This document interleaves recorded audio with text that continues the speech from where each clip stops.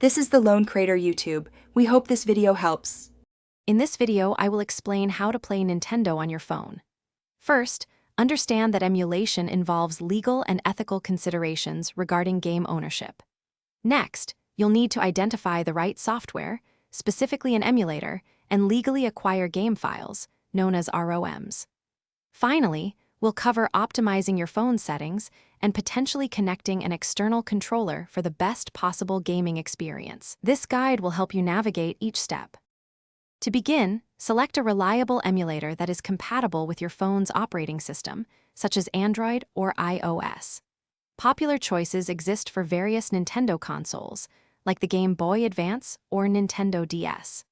Remember to acquire game ROMs legally, ideally from games you already own. Ensure your device has sufficient storage, typically at least 100 megabytes per game, to accommodate your growing library of classic titles. Once your emulator is installed, configure your phone settings for optimal gaming. This often involves adjusting display and audio options within the emulator itself. For a truly authentic experience, consider connecting a Bluetooth controller. Many modern controllers are compatible. Also, ensure your phone has at least 4 gigabytes of RAM for smooth gameplay, preventing frustrating slowdowns during intense moments. These steps significantly enhance your mobile gaming. Even with careful setup, you might encounter issues like lag or compatibility problems.